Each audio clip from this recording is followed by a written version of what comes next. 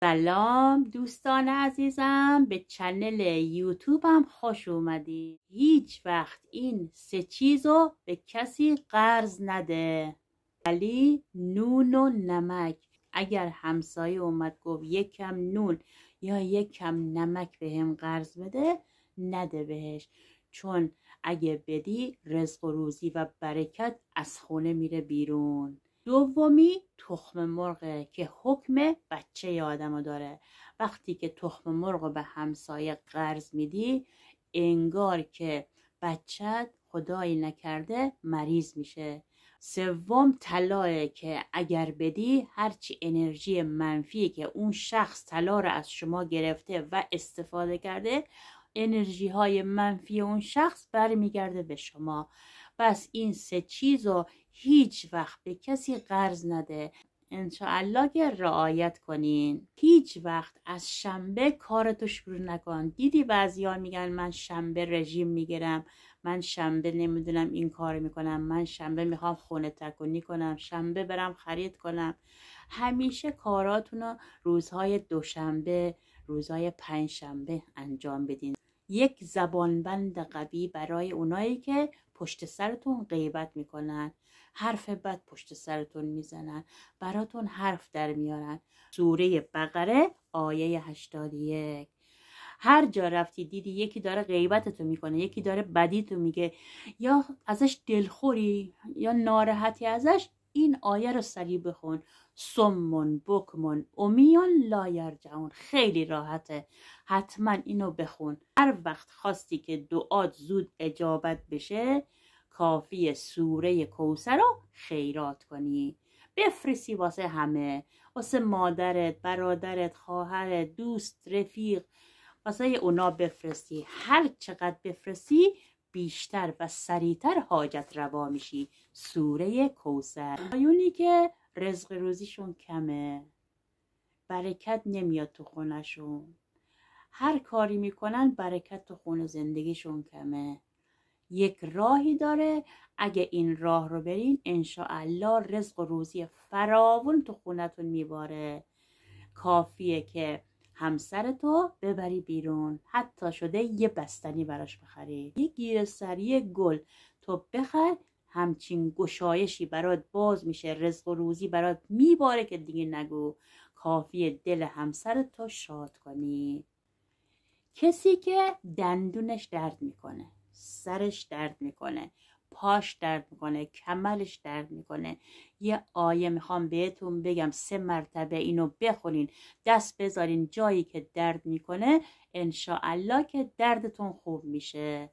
پیامبر عزیز ما فرموده 3 بار اینو هر روز بخون. استغفرالله ربی لا اله الا هو حی القیوم. 3 مرتبه اینو هر روز بخون به گفته پیامبر گرامیمون. میدونستی یه آیه تو قرآنه که بخونی برات خواستگار میاد؟ تو نماز بخون، وقتی نمازت تموم شد بشین بخون، یا اگه تونستی تو قنوت نماز بخون و خواستگار رو به چشمت ببین. این آیه قرآنیه، ذکر قرآنیه. سوره فرقان آیه 74. همیشه تو نمازت بخون. اگه مادران بخونن برای بچه هاشون که خیلی خوبه. هم میتونی بعد از نماز، وقتی نمازت تموم شد نشستی بخون، یا اگه تونستی تو قنوت بخون. انشاءالله که خواستگار برات میاد، یک خواستگار خوب و قرآنی. سر کتاب دعا و فال گره گشا نیست. اگه گرفتار شدی، ناراحتی، یه گرفتاری سخت برات پیش اومد، 2 رکعت نماز بخون، هدیه بده به اموات، مثل نماز صبح. بعد از که نماز خوندی بشین و 100 مرتبه بگو ایاک نعبد و ایاک نستعین. 100 مرتبه هم دعای فرج رو بخون. نماز جعفر طیار دوستان 2 مدل داریم، یکی سخت، یکی آسون. من آسونه رو بهتون میگم که خیلی راحته. یه نماز 4 رکعتیه که مثل نماز صبح، 2 رکعت 2 رکعت بخون. بعد که نماز تموم شد هر حاجتی داری بگو، بعد 300 مرتبه بگو سبحان الله و الحمد لله و لا اله الا الله والله اکبر حاجت روا میشی. نماز جعفر طیار حاجت روایی بالایی داره. هر کس خونده حاجت گرفته. انشاءالله که شما بخونین حاجت بگیرین و بعد بگین آمین من حاجت گرفتم. منم خوشحال میشم. دوستان دنبال کار میگردی، دنبال شغل میگردی، هر چی میری کار گیرت نمیاد، کافیه این سوره رو بخونی یک کار خوب برات درست میشه. اینجور که من بهت میگم سوره یاسین رو بخون. بسم الله الرحمن الرحیم. یاسین و القرآن الحکیم انک لمن المرسلین علی صراط المستقیم. 3 مرتبه اینو میگی. بسم الله الرحمن الرحیم یاسین و القرآن الحکیم انک لمن المرسلین علی صراط المستقیم.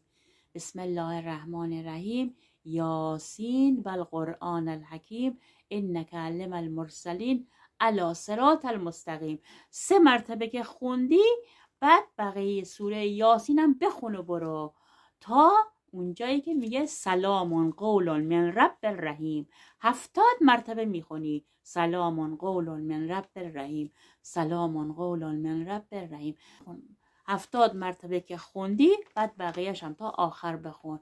انشاءالله یک کار خوب و آبرومندانه برات پیدا میشه. به امید خدا و توکل بر خدا با خوندن سوره یاسین. میخوایم برای خودمون و خانوادمون یه حصار خضری باز کنیم.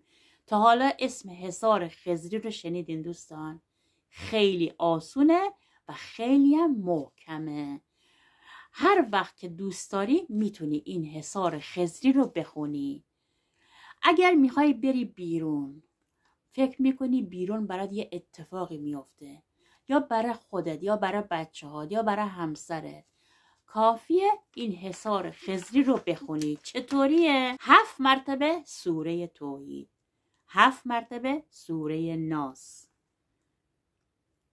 7 مرتبه سوره توحید، 7 مرتبه سوره ناس، 7 مرتبه سوره کافرون، 7 مرتبه سوره فلق و 7 مرتبه هم آیات الکرسی. اینو بخون و حصار خضری برای خودت و خانوادت باز کن که دیگه هیچ کس نتونه بهت آسیبی برسونه، به بچت آسیبی برسونه. واقعا این حصار خضری خیلی محکمه. یک آیه قرآنی محکمه، یک حصار قرآنی محکمه برای دفع انرژی های منفیه. خیلی خوبه دوستان. حصار خضری در برابر حسادت، در برابر چشم زخم، در برابر چشم نظر، همه رو از خودتون و خانوادت دور میکنه. کافیه 1 مرتبه در روز بخونی. قبل از هر کاری این حصار خضری رو بخون. خیلی آرامش بخش دوستان. من خودم هر روز میخونم. حتما حصار خضری رو بخون تا از هر چی بدیه و انرژی منفی ازت دور باشه. دوستای عزیزم، شهادت خانم فاطمه زهرا نزدیکه. حتما 5 تا نمک براش نذر کنی. رو نمکا 1 بار آیات الکرسی، 5 مرتبه هم صلوات بفرست و 100 مرتبه هم بگو یا زهرا. نمکا رو بذار کنار، روز شهادت خانم فاطمه زهرا پخش کن. ببین که چجوری حاجت روا میشی، حاجت میگیری. نمک خودش انرژی منفی رو از آدم دور میکنه و هر چی که خیرت باشه برات درست میشه. با نذر نمک برای خانم فاطمه زهرا. برای حاج سوزنی ازم پرسیده بودین دوستان گلم. نذر 1 دقیقه حاج سوزنی. نذر کن و حاجت بگیر. کافیه 3 تا فاتحه نذر کنی، 1 فاتحه رو بفرستی، 2 تاشو گرا نگه داری. وقتی که حاجت گرفتی اون 2 تا رو هم بفرست که انشاءالله حاجت روا میشی. به امید خدا که حاجت روا میشی. شکستن تخم مرغ در روز 3 شنبه خیلی خوبه. 1 تخم مرغ بردار، 1 کم اسفند، 1 کم نمک بریز توش، بنداز زیر پات بشکنه. وقتی که شکست 7 مرتبه آیات الکرسی بخون، 7 مرتبه هم صلوات بفرست. ببین هرچی انرژی منفی از خودت و خانوادت دور میشه. حتما این کار انجام بده. اگه مهمون اومد خونتون رفت، حتما یه تخم مرغ بشکن، یه کم نمک بپاش دور بر خونت، پنجره خونت رو باز کن، بذار هرچی انرژی منفی از خونت بره بیرون. حتما این کارا رو انجام بدین. اگر با من آمنه گیلکی همراهی، چنل یوتیوبمو فالو کن. التماس دعا به امید دیدار.